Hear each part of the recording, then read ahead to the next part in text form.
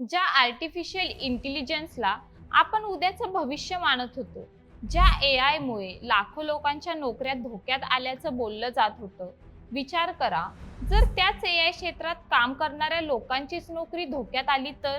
हो, तुम्ही अगदी बरोबर ऐकलत.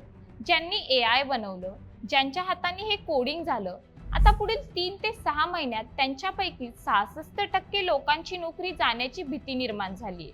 ही भीती कोणती अफवा नाही, तर एका मोठ्या सर्वेतून समोर आलेला धक्कादायक खुलासा.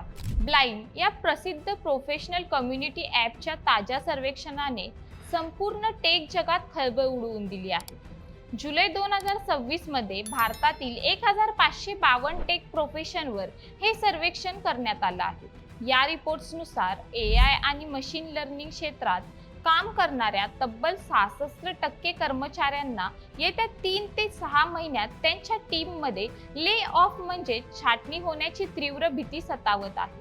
पण थांबा, ही भीती फक्त एआय डेव्हलपर पुरतीच मर्यादित नाहीये.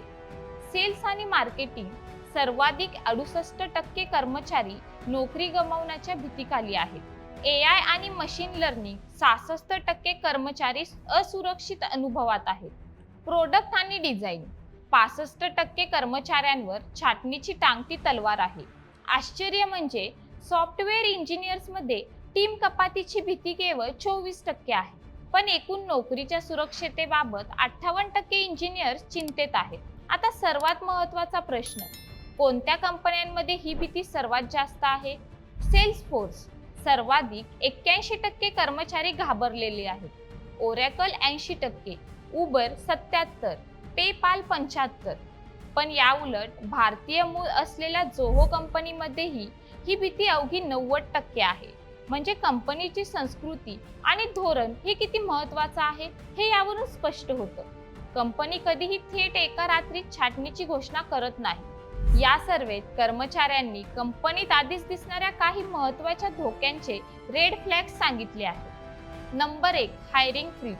27% कर्मचाऱ्यांच्या मते नवीन भरती पूर्णपणे थांबवणे हा छाटणीचा पहिला मोठा संकेत असतो. नंबर 2, बजेट कपात. 24% कर्मचाऱ्यांच्या मते प्रोजेक्ट बजेट किंवा टीम टार्गेट अचानक कमी करणे. फक्त 9% लोक अधिकृत ईमेल किंवा घोषणेची वाट पाहतात. बाकीच्यांना आधीच पावले ओळखून धोक्याची जाणीव होते. मग आता प्रश्न पडतो, या एआयच्या वादात स्वतःची नोकरी कशी सुरक्षित ठेवायची? मित्रांनो, लक्षात ठेवा, एआय तुमच्या नोकरीला पर्याय नाही बनत, तर जो माणूस एआयचा योग्य वापर करू शकतो तो तुमच्या नोकरीला पर्याय बनतो. त्यामुळे फक्त पारंपरिक कामं करत राहू नका, स्वतःला अपग्रेड करा. एआय टूलचा वापर काम काढण्यासाठी करा, काम गमावण्यासाठी नाही. क्रिटिकल थिंकिंग आणि ह्युमन प्रॉब्लेम सॉल्व्हिंग स्किल्सवर भर द्या, जे एआय कधीच कॉपी करू शकत नाही. तुम्हाला काय वाटतं, एआय खरोखरच भविष्यात माणसांची जागा घेईल की हे फक्त काही काळापुरतंच मंदीचं सावट आहे? तुमच्या कंपनीत सध्या परिस्थिती कशी आहे? आम्हाला कमेंट करून नक्की सांगा. अशाच ताज्या आणि महत्त्वाच्या बिझनेस अपडेट्ससाठी आपल्या YouTube चॅनलला लाईक, शेअर आणि सबस्क्राईब करायला विसरू नका.